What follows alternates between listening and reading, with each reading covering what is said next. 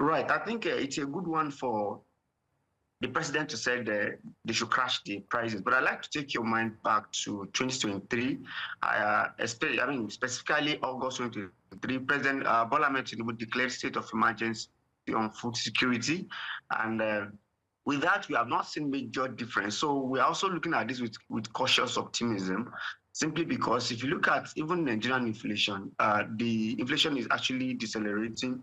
Why the food component is accelerating. And if you look at the food basket, basket of inflation, food is about 52%. So food is a major problem in Nigeria. And if you also look at the Nigerian populace, we expend over 65% of our income on food.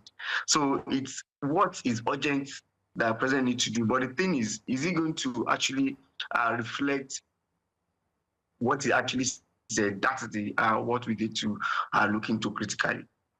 Okay, looking at it critically, I mean, the government is targeting logistics, not forgetting to also looking at safe passage of farm produce across transportation routes.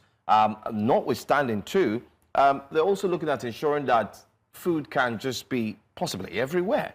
And we do understand the insecurity challenges that the farmers are faced with. But let's look at it from the economic aspect.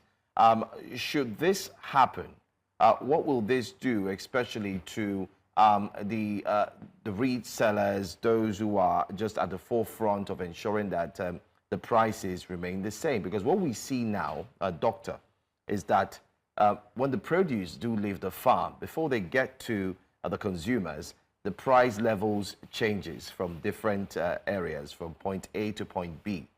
How do we ensure that with this directive, the price point, or better still, while the food is being moved, the prices would likely not be too high for Nigerians to purchase or buy?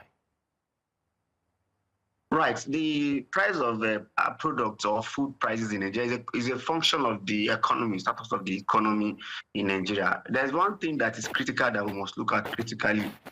It is what we call food supply chain. So what is supply chain? Supply chain simply means the movement of food commodities from the farmers down to the consumer. So what happened in between is what we call logistics. So these are the things president needs to come in to actually work on. I can tell you practically that farmers who produce food, maybe in Kebbi, a bag of onion, for instance, it can be maybe 50,000 naira. Transporting such commodity down to Abuja, to Lagos, to other places, it becomes double or triple simply because of the supply chain problem. But when we talk about supply chain, what actually brings about this supply chain problem? It's the cost of transportation. And what brought about cost of transportation is because of removal of fuel subsidy. You recall that government has actually put a lot of things in place, but they are not enough. What have they put in place? One is CNG. I can tell you for my car, I tried to convert my car because I want to have more purchasing power, because I want to have more disposable income in the last 9 months. Yes, Doctor, you there? Go ahead, please. At the cost of about 950,000, hoping that to actually have. Sorry, we lost you there for a second. Sorry. You said you decided to convert your car. So what happened?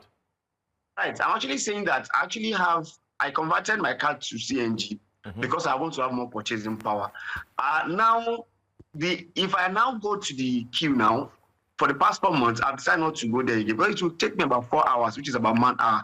The same thing is happening to agricultural produce. When government said they are going to provide alternative to transportation, that simply means that a farmer, if he can transport that food, using CNG, to the consumer, it's much more reduced. So until government look at that supply chain area and look at the cost of transportation, which is the major problem now, it is the problem. So it is not the food that is that expensive, but the cost of transporting it.